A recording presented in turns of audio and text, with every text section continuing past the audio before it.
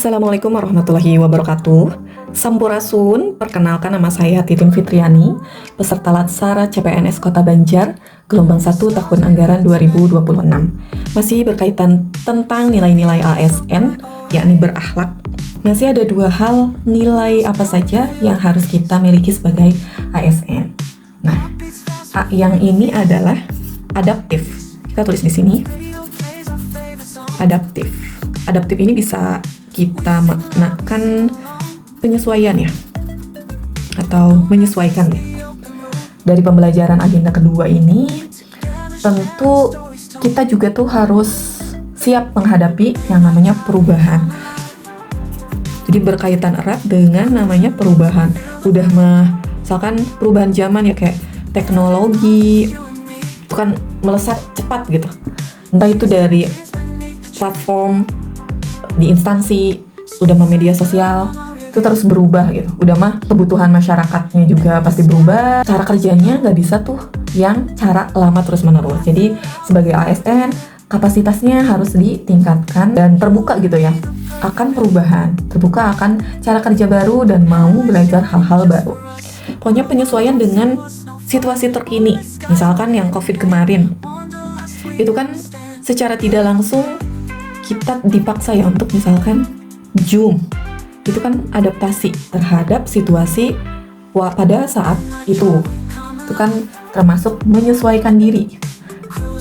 Jadi saya juga belajar bahwa perubahan seharusnya memang dilihat sebagai kesempatan untuk memperbaiki pelayanan, bukan sebagai beban gitu ya.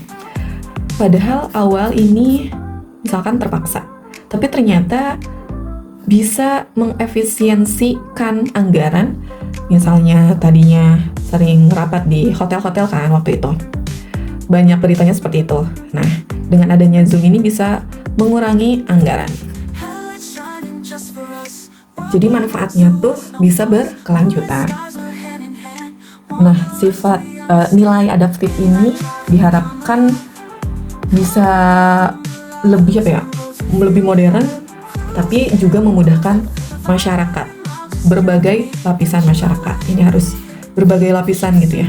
Kemudian yang tak kalah penting, nilai yang harus dimiliki oleh ASN adalah kolaboratif. Maknanya tentu kita sudah mengetahui ya bahwa pekerjaan tuh akan lebih mudah dan cepat dan berhasil jika dilakukan bersama-sama. Artinya kita tidak bisa berdiri sendiri. Dalam sebuah bidang, kita perlu berkolaborasi antar bidang. Kemudian antar instansi, antar provinsi. Nah, ini juga sering ya kayak membutuhkan bantuan, perlu evidence nih dari dinas misalkan. Itu kan perlu adanya komunikasi dan koordinasi.